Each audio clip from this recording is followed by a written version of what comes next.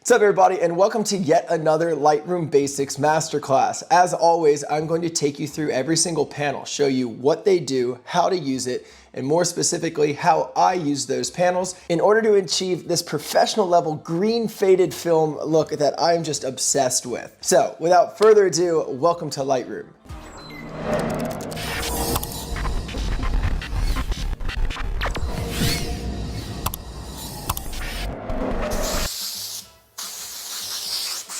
You guys were asking what I sprayed in the last video to make those incredible light leaks in my bathroom. This is atmosphere in a can, or professional camera haze in a can. This can cost me about $20, where a professional hazer costs about $4,000. But that's for another video. So you want to learn how to master this Lightroom technique in the shortest amount of time possible? I got you. I'm just gonna need you to remember three things. This is the process in which we always edit our photos, and it's chronological. CCF. Correction first, color second, and then we finish the photo. This is our process every single time we open Lightroom. Just got darker outside. So with that being said, let's go ahead and open Lightroom Classic today. It's important we use Classic, and I'll explain why in a minute. By the way, if anybody wants to edit this photo along with us, I have included the raw image down below in the description. Click it, download it, open it up, follow along, and make sure this works for you too. So if you do not know how to even import a photo to Lightroom, stop right now and either click wherever the video is, click the tutorial that is above my head, and this is our basic level tutorial, and it'll get you caught up, and then you can rejoin us. So pop quiz, what was step number 1? Correction. CCF. The first C is correction. We are going to correct this photo.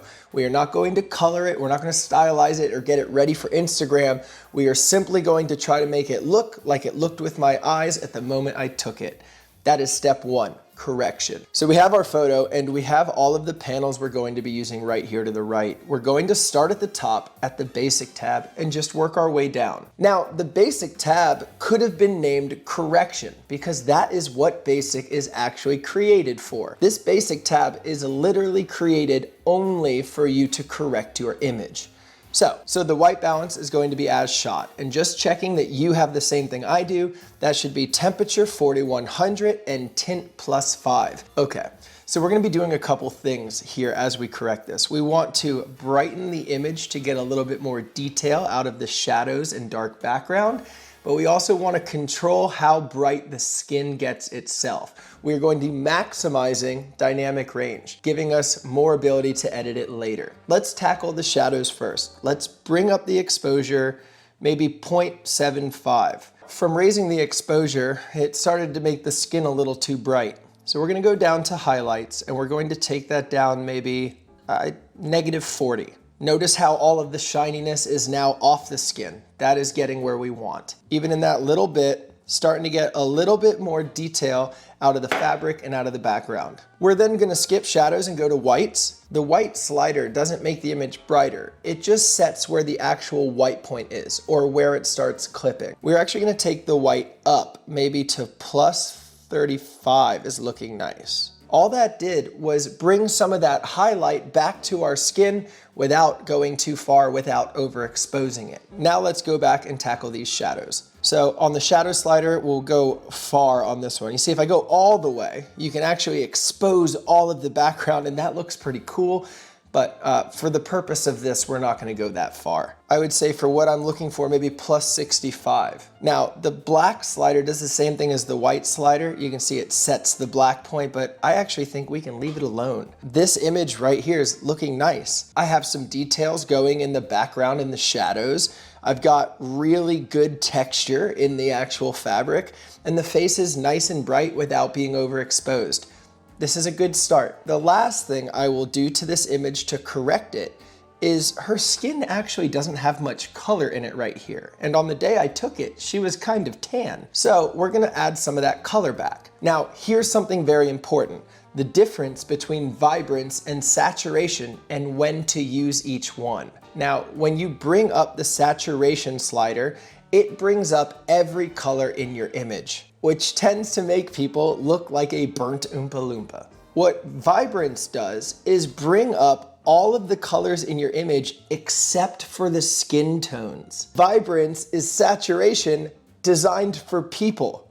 Does that make sense? Hopefully it does. So what I'm going to do is take vibrance up plus 32. It's not much, but it starts to put a little bit pigment back in her skin. And in all honesty, this is a good correction for me. It's a balanced image and it's a very good start. We are done with the first C correction and we are already ready to move into the fun part, which is color. We're gonna close the basic tab. We might come back later and make some tweaks. Nothing is set in stone. Let's move now to tone curve. Tone curve is the vein of existence for photographers. It's extremely delicate, extremely confusing, but today we're gonna make it easy. Now, there are millions of ways to use tone curve. Usually what I do is create an S, the same S with each curve. This adds contrast in the colors. Basically, all the tone curve is contrast. But today's edit is actually going to require a little bit more from us than a simple S curve. I'll show you. So I'm going to draw an S like that, and then the same S just like that. And as you can see, it's messing up all the color. But as you do it to each slider, they start actually balancing each other out. Little S. There we go.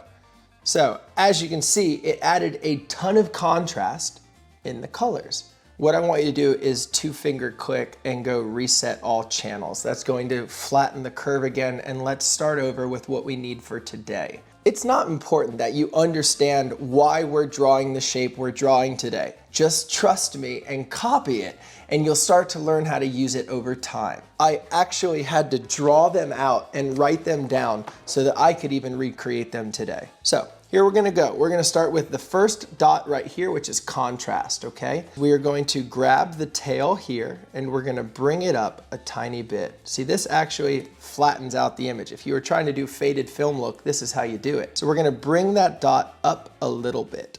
Then I'm going to put this dot right back in the middle, right there. And I'm going to add the third dot right here and pull it down just a tiny bit. It's actually an opposite S curve.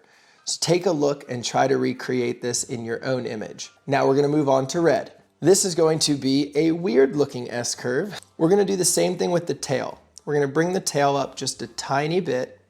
As you can see, it puts red in all the shadows, doesn't it? So we're gonna bring that tail up a tiny bit. Then we are going to make a little dramatic S curve right here.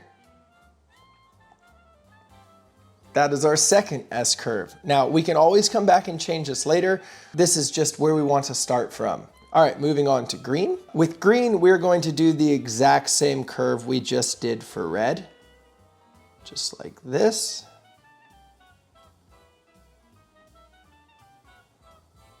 And as you can see, this is already starting to balance out a little and give us a better color. This tone curve is where everything except for skin tones comes alive. I'm going to jump over to blue, and this is going to be a little different. So we are not going to bring up the tail. We are going to just create an S curve, call it a shallow S curve, because it looks like an S, but we're going to stop it at the top. We're gonna roll it off. And there you go. This actually is not looking horrible. So I'm gonna start moving things around. And as you can see, if I move this one, it changes her skin. So I'm gonna just start balancing a little. Let me go back to green and play around a tiny bit. Same with red. It might be too dramatic. So moving red up and back. All right. Now, again, we're going to be able to come back here later and mess with this, but this is a very good start. You can see when I turn this off, the image is pretty normal, but when I turn it on, the shadows have a green tint. The skin color looks right. The red is starting to get like a soft feel. All of our tones are starting to come together. I will click, this is the final curve for the contrast. This is the final curve for red. This is the final curve for green. And this is the final curve for blue. Try to copy those. Feel free to pause the video and follow along, but that's it. We are luckily done with tone curve. Now, moving on to HSL, hue, saturation, and luminance. Hue is like, just look, if I grab the red hue slider, I can take it from purple all the way to orange, and it only affects the red. So the hue is kind of that shade and tone of the color. Saturation is how vibrant that actual color is, and luminance is the brightness of that actual color. How luminant is it? I don't know if that's a word. So luckily for us, our image actually only has a couple colors in it. We have the red in the veil, the orange from her skin tone, the yellow in her hair, and a bit of green in the background. So we don't really need to worry about magenta, purple, aqua. It doesn't matter. So we're gonna start on hue, and we're just going to move through it and use our eyes to try to figure out what looks good. So the first thing I wanna do is grab the red hue slider, and I personally want her veil to have a little bit more of an orange tint because orange and green are complementary colors. So making the orange veil pop against the green background is going to look a lot more appealing to the eye than red and green. That might look like Christmas. All I'm going to do is take it to the right, just the slightest amount.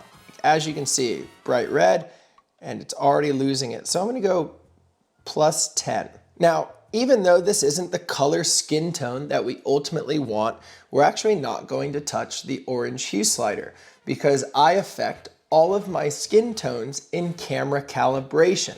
That is why I use Lightroom Classic. It's a huge hack of mine, but we're gonna get there. So do not worry about skin tones yet. We are going to do that in camera calibration. What I will do is just make a really slight hue adjustment. You can see in her hair. I can go to the left and make it orange. I can go to the right and make it green. I'm gonna go left like -5. It's not a huge difference, but I do want to get some of that green tint out of her hair. Everything else honestly looks fine here. We can move on to saturation. So the only thing I'm going to do is actually take down the hair. I'm gonna take yellow to the left, maybe -15, because I don't mind if her blonde hair actually starts to look a little bit more white. I think it looks really pretty in this image, and that's what I'm choosing to do. So that's the only thing I'm correcting for saturation is -15 on yellow. Now for luminance, here's where we mess with our brightnesses. Honestly, all of the greens and yellows, everything looks nice. The only thing I want to change is this red is actually a little bright for me.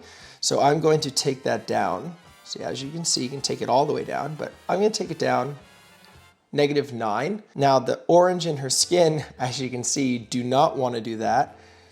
I'm going to also take that down like -6 looks nice. It's a really subtle change, but it again made that shiny skin just a little bit more matte. And this sets us up for everything we're going to do later in camera calibration. Now, we are almost done. This image has come an incredibly long way from here to here. It's already got this faded film look, but it's not perfect. So we're gonna keep going. Now, the next little tab we're going to grab is color grading. This is actually a new tab and can be very overwhelming, but today it doesn't have to be. So you have 3 wheels here. This is midtone, shadows, and highlights. This actually puts color in those specific areas. So let's say we wanted the background, the shadows, to be blue. We'd go to the shadow slider, grab it and bring it to the, look at that. We've got blue shadows, maybe green shadows, maybe red shadows. Same goes for midtones, which are the skin, and highlights, which are gonna be the brightest parts of the image, also the skin. So here's what we're gonna do. We wanted a faded green feel, right? We are going to go over to the shadows and we are going to take it to the left, the tiniest bit. I'm actually gonna take it down into a green blue because I like the way this looks. Again, you're just playing with it. You can see the number above it if you wanna be very specific. I did H210 S15. The next thing I wanna do is get a little bit of warmth back in her skin tone. I want her skin to look nice and warm and radiant by the end of this, and the background to look green. So what I'm gonna do is I'm gonna go to the highlight right here. Actually, I'm gonna go to the right and up into the orange and reds and away from the purple. That looks nice. That looks really nice. That ended up being H55 S15. I'm gonna take the blending up to 100. I've just always done that. I'm not really sure why, but you can try it too and see if you like it. I just want everything to look natural and blended. And just like that, we are through every single thing except for camera calibration. We have started here. We now have this image. Most people, you could take this and you could post this on Instagram. Nobody's gonna know the difference, but we can make it better. And I'm gonna show you how. So we're gonna go down to camera calibration. This is my secret weapon for skin tones. This is why you wanna use Lightroom Classic over Lightroom CC. Lightroom CC does not have the camera calibration tab. Why? I have no clue. Okay, so it doesn't necessarily matter how this tab works. I'm gonna show you how to use it instead. What I do is I take the red to the right, and notice that just made the image horrible. But then I take the blue to the left, and as you can see, it balances it out. And then I take the green slider and move it back and forth to try to perfect it. So I went very extreme to show you, but let's get it back. So we'll reset everything to 0. So starting with the red primary, we're gonna take it to the right, let's say plus 20, okay? It's subtle, but we are starting to change the color science. Before we mess with saturation or green, we're gonna jump down to blue primary and do the same thing. We're gonna take it to the left. We'll go to minus 20, but we can go further. So we will go past 20. Let's go to negative 30. This is starting to look cool. As you can see, that is a big difference. Before, the skin is nice and cool, and then after, it's starting to get warm. It's starting to get these golden tones. Now, the next thing I'll do is grab the green slider and go left and right and see how it changes the image. So I go left, I go right, left, right. I kind of like left, but not so intense. So what we'll do is we're gonna take green to the left, maybe negative 40. That's looking nice. Let's go 45, negative 45 on green. Now, the next and last thing I'm gonna do is go back up to red primary. I'm gonna grab the saturation, and I bring that to the right. As you can see, this is all of the skin tone type colors, and I wanna put some back in here. So let's go plus 9, that looks fine. How does green get affected? Ooh, if we take green to the right, it gets very saturated. Green to the left, it hazes it. So let's take it to the right as well, maybe plus 8. And then let's see what blue does. Ew, it like makes the whole image cold, and to the right makes it look like an Oompa Loompa. So we're gonna leave blue at 0. Again, this is where we started. This is where we are. The skin tones are a nice orange. The veil is a soft orange. The background is a really beautiful like green tint.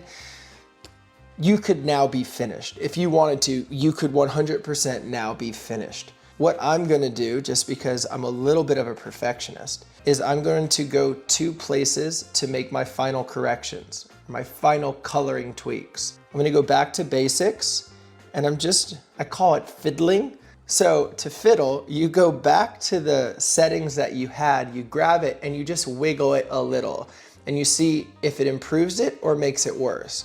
And I do this to all of my sliders. I fiddle. Now that I have my color, I just fiddle back and forth, and I'm like, yeah, that looks good. I'm happy. I close basic, and I'll go do the same thing at tone curve. I'm gonna grab my red slider. As you can see, like, because we've loaded in color from so many other places now, these sliders are alive. They change like crazy. This is why you want to do these sliders first.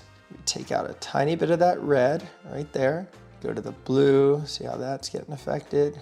Dude, and that's it. I don't want to touch a thing. That is the perfect image for me. That is before, that is after. That is a faded green, awesome look that I am even going to go save as a preset right now, and I recommend you do the same. If you wanted to, you could post this thing to Instagram and be fine. I am a complete madman when it comes to the final stage, which is F, finishing. We are done with all of our panels, and the last place we're gonna go is the masking tool right here. So I'm gonna grab a new brush, and I'm going to paint the background. And I'll show you real quick what I'm gonna do is I'm going to bring up the texture, and I'm going to bring up clarity a little bit. And that's just gonna make the background and the veil pop. I'm going to paint everything that is not part of her. No skin, no face, no body. That's off, that is on. Off, on. Done, happy, moving on. I will click this plus button here and grab a new brush. With the smaller brush selected, I'm going to paint the inside of the eyes right here, just that part. Very carefully, I'm going to bring up the exposure a little bit. I'm going to bring up the contrast a little bit. I'm going to increase the sharpness a ton, and I'll bring up the clarity a little bit. It's really important that you don't go too far, because then you end up with twilight. So we're going to bring it up a little bit so it pops.